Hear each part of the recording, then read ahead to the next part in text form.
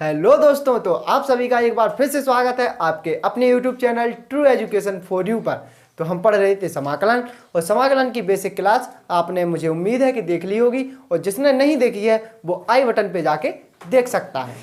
तो आज की जो क्लास है उसमें हम करने वाले हैं एक्सरसाइज 7.2, और 7.2 वाली जो एक्सरसाइज है वो है प्रतिस्थापन वाली। यहाँ पे हम प्रतिस्थापन द्वारा समाकलन को हल करने वाले हैं। तो आज की क्लास होने वाली है आपके लिए बहुत ज़्यादा इंपॉर्टेंट, क्योंकि इस एक्सरसाइज से परीक्षा में क्वेश्चन आने की संभावना बहुत अधिक रहती है। तो आप वीडियो को मिस मत कीजिए और अंत तक देखिए। चलिए तो शुरू करते हैं हम आज की अपनी क्लास।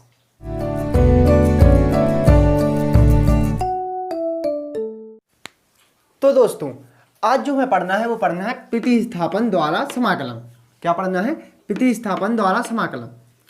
तो सबसे पहले तो इसके कॉन्सेप्ट को समझेंगे, क्योंकि मैंने पहले ही कहा है आपसे, आप भी जानते हैं कि जब तक किसी चीज़ का हमें कॉन्सेप्ट समझ में नहीं आएगा तो हम वो क्वेश्चन अच्छे से नहीं लगा सकते हैं। तो सबसे पहले तो हम इसका कॉन्सेप्ट समझेंगे कि इसका कॉन्सेप्ट है क्या। तो देखिए, जैसे कि हमने पहली एक्सरसाइज में समझा था कि किसी भी समाकलन को हम करते हैं तो उसको लिखते हैं आई के बराबर। ठीक है, आई के बराबर एक आपको फंक्शन दिया गया है एफ एक्स, और इसका हमें एक्स के रिस्पेक्ट में क्या करना है? समाकलन करना है। अब इस फंक्शन को हमें प्रतिस्थापन करना है, यानी कि प्रतिस्थापित करना है किसी नए टर्म में।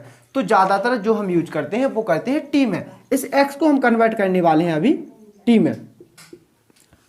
अब इस एक्स को टी में कैसे कन्वर्ट करें? जैसे कि हम इस एक्स की जगह टी लिख सकते हैं।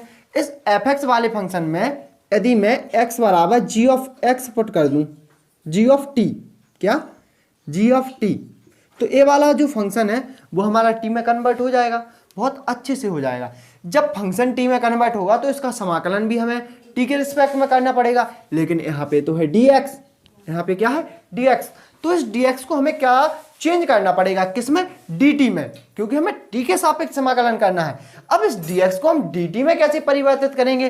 तो इसके लिए हमें करना पड़ता है, जिस फंक्शन को हम टी मानते हैं, जैसे मैंने यहाँ पे एक्स बराबर नया फंक्शन लिया जी ऑफ टी में, तो इसका हमें अवकलन करना पड़ेगा ताकि हमें डी टी मिल जाए। अब इसका अवकलन करेंगे हम टी के सापेक्ष। क्या? टी के सापेक्ष अवकलन करने पर, टी के सापेक्ष अवकलन करने पर, अब देखिए, जैसे हम x का t के सापेक्ष अवकलन करेंगे तो यहाँ पे आ जाएगा dx अपॉन dt, और इसका जब हम t के सापेक्ष अवकलन करेंगे तो हमें मिलेगा g डैश t। ठीक है, तो इसका हमने अवकलन कर लिया t के सापेक्ष। अब हमें तो चाहिए भाई dx बराबर, क्योंकि ये तो हमारा t में कन्वर्ट हो गया, लेकिन हमारा dx अभी t में कन्वर्ट या dt में कन्वर्ट नहीं हुआ है। तो हम क्या करेंगे? इस dt को यहाँ पे ले जाएंगे, तो हमारा निकल के आएगा dx बराबर g dash t into D T. अब इस dx की जगह पे हम a लिख सकते हैं कि नहीं लिख सकते हैं? बिल्कुल लिख सकते हैं। तो यहाँ पे लास्ट में हमारा i बराबर जो फंक्शन निकल के आएगा वो क्या निकल के आएगा? एफ ऑफ एक्स की जगह हमने क्या रखा है? एक्स की जगह हमने माना है, इसको हम लेट करते हैं, क्या करते हैं? या मान लेते हैं। तो x बराबर हमारा निकल के आया था g ऑफ t, तो f of g of t। ठीक है,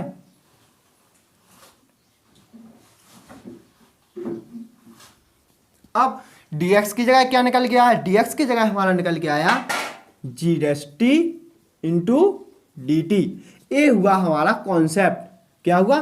प्रतिस्थापन विधि का कॉन्सेप्ट। इसी चीज का प्रयोग हमें इस एक्सरसाइज 7.2 में करना है। मुझे उम्मीद है कि बहुत से लोगों को ये कॉन्सेप्ट समझ में आ गया होगा, और जिनको समझ में नहीं आया तो वो क्वेश्चन के द्वारा इस कॉन्सेप्ट को समझेंगे, और आप विश्वास रखिए आपको बहुत अच्छे से समझ में आएगा। आप बस वीडियो को देखते रहिए।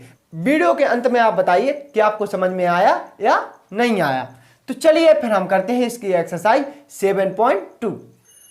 तो दोस्तों, अब हम करेंगे एक्सरसाइज 7.2, और 7.2 के जो शुरू के 3 सवाल हैं, क्वेश्चन नंबर 1, 2 और 3, ये हम डाउट क्लास में डिस्कस कर चुके हैं। अगर आपने वो क्लास नहीं देखी है तो आप आई बटन पे जाके वो क्लास भी देख सकते हैं, और इस वाले कॉन्सेप्ट को मैं डाउट क्लास में भी समझा चुका हूँ, तो आप वहाँ से भी इसको समझ सकते हैं। लेकिन यहाँ पे ये मुझे रिकॉर्ड करनी थी, क्योंकि पहले मैंने 7.1 पढ़ाई, तो उसके बाद 7.2 करानी आवश्यक थी, ताकि एक क्रम और एक सीरीज बनी रहे। तो अब जैसे 3 सवाल तो मैंने करवा दिए, अब मैं इसका चौथा सवाल से स्टार्ट करता हूँ। इस कॉन्सेप्ट को सवाल के थ्रू समझते हैं कि ये कॉन्सेप्ट वास्तव में यूज कैसे होता है। जैसे इसका क्वेश्चन नंबर 4 है sine x sine cos x, और यहां पे आ जाएगा आपका डी एक्स।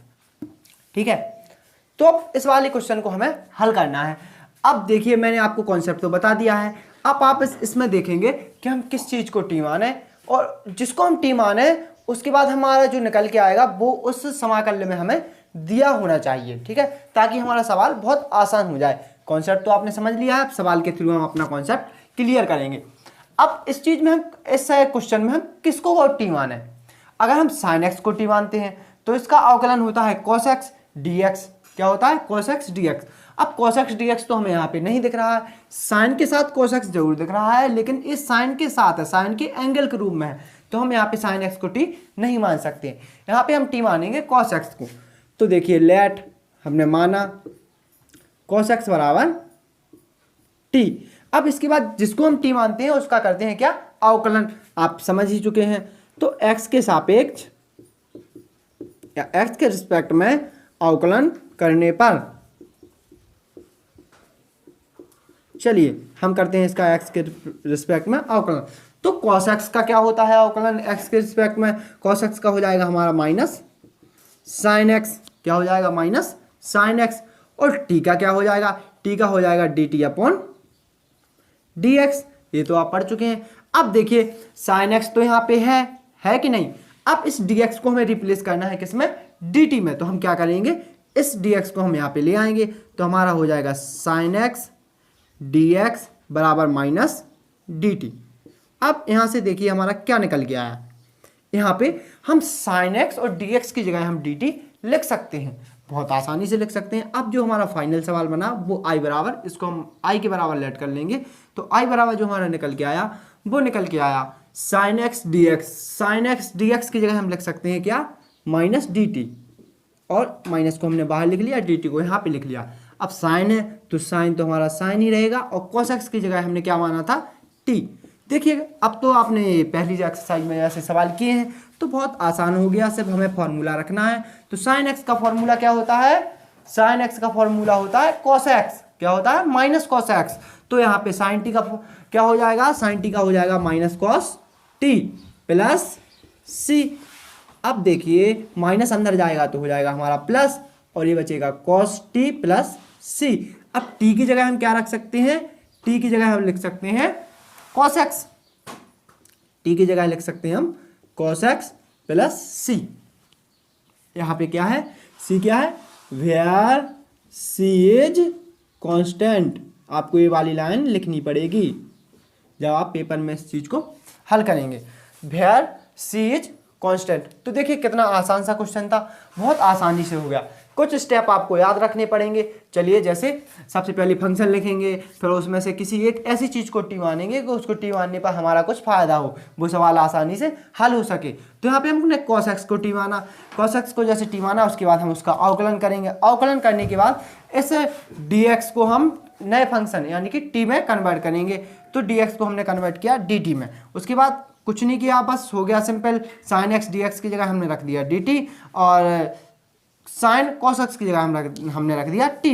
इसके बाद समाकलन का हमने फॉर्मूला लगाया, फॉर्मूला लगाने पर साइन एक्स हो गया हमारा कॉस टी, साइन टी हो गया हमारा कॉस टी, और कॉस टी के बाद माइनस अंदर गया तो यहाँ पे कॉस टी प्लस सी, और फिर हमने लास्ट में टी की वैल्यू रख दी। तो यहाँ पे हमारा निकल के आया कॉस एक्स प्लस सी, और वेयर सी इज कांस्टेंट। बहुत ही सिंपल सा क्वेश्चन था। अब हम करने वाले हैं इसके आगे के क्वेश्चन। तो दोस्तों, इस एक्सरसाइज का आप जो क्वेश्चन नंबर 5 है वो आप बहुत आसानी से कर लेंगे, ठीक है। इसके बाद आपका बचता है क्वेश्चन नंबर 6। तो ठीक है, हम 6 वाला क्वेश्चन जो है करने वाले हैं। तो यहाँ पे लिख लेते हैं हम क्वेश्चन नंबर 6, रूट के अंदर ax प्लस बी।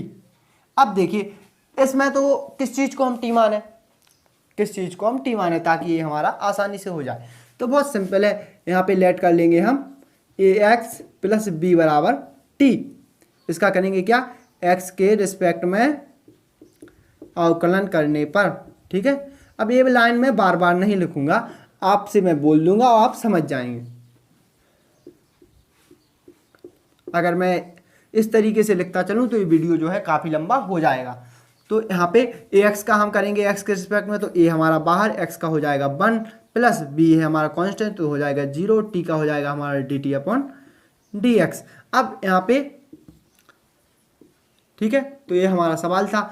अब देखिए यहाँ पे हमें dx बराबर चाहिए, dx बराबर ही तो चाहिए, तो dx बराबर हमारा क्या निकल के आएगा, dx बराबर हमारा निकल के आएगा dt अपॉन ए, dt अपॉन ए यहाँ पे हमारा निकल के आया।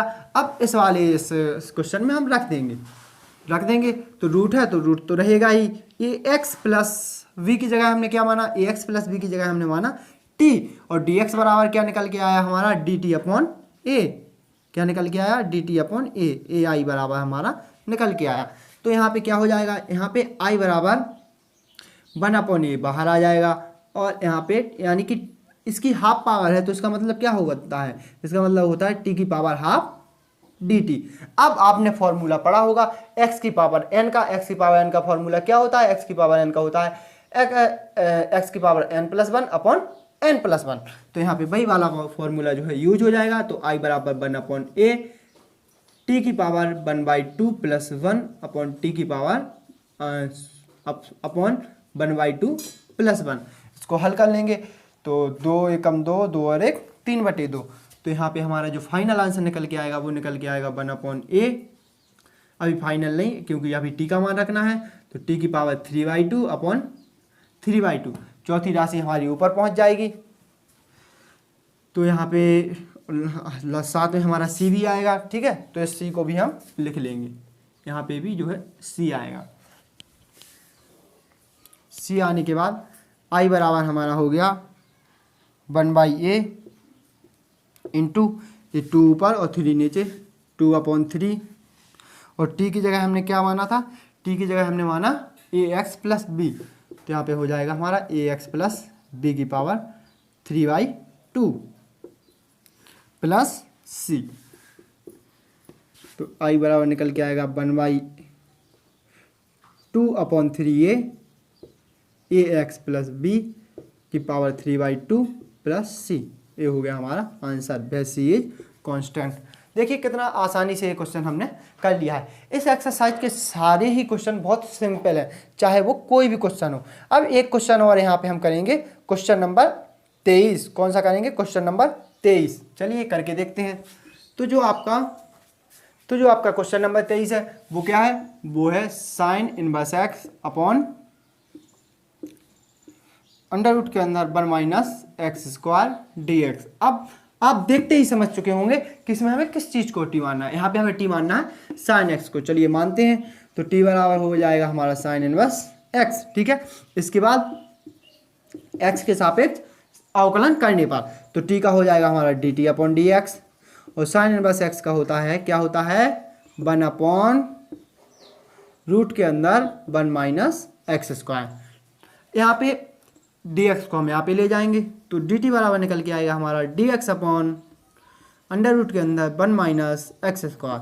यही तो हमें चाहिए था, क्योंकि डी एक्स यहाँ पे है और ये 1 माइनस एक्स स्क्वायर यहाँ पे है। तो इसकी जगह हम क्या लिख सकते हैं, इसको हम आई बराबर मानते हैं। तो आई बराबर हमारा क्या निकल के आएगा, आई बराबर हमारा निकल के आएगा साइन इनवर्स एक्स को माना हमने टी, और D X upon 1 under root के अंदर 1 माइनस एक्स स्क्वायर बराबर हम लिख देंगे डी टी। तो इसको जब हम इसका क्या करेंगे और समाकलन करेंगे तो ये हो जाएगा हमारा टी स्क्वायर अपॉन 2 प्लस सी। यहाँ पे हम टी की वैल्यू रख देंगे, तो टी की वैल्यू हमने क्या मानी, टी माना हमने साइन इनवर्स एक्स को, तो हो जाएगा साइन इनवर्स एक्स का होल स्क्वायर अपॉन 2 प्लस सी। यही हो गया हमारा आंसर।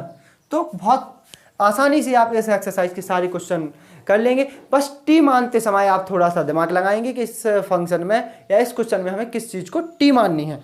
आप देखेंगे हम उसको टी मानेंगे जिसका अवकलन हमें इसी वाले फंक्शन में दिया गया हो। जब आप प्रैक्टिस करेंगे तो आपको बहुत अच्छे से आ जाते हैं। अगर फिर भी कोई क्वेश्चन नहीं आता है तो आप हमसे पूछ सकते हैं हमारे टेलीग्राम चैनल पर भी, या डाउट सेशन में आप या कमेंट बॉक्स में आप अपना डाउट लिख दीजिए। अगली क्लास हम रखेंगे इसकी डाउट क्लास, और डाउट क्लास में आपके सारे डाउट यहाँ पे क्लियर किए जाएंगे। और जब आपका डाउट आएगा तो आपका नाम भी बोला जाएगा साथ में, तो आप देख सकते हैं कि ये हमारा डाउट था और जो है कि मैंने आपको बताया है। और चैनल को अभी तक सब्सक्राइब नहीं किया तो अभी सब्सक्राइब कर दीजिए और अपने दोस्तों में इस वीडियो को जरूर से जरूर शेयर कीजिए ताकि सभी बच्चे अच्छे से पढ़ सकें और परीक्षा में अच्छे से अच्छे अंक ला सकें। और वीडियो अगर आपको पसंद आई है तो वीडियो को कीजिए लाइक। तो आपसे मिलेंगे अब हम अपनी अगली क्लास में।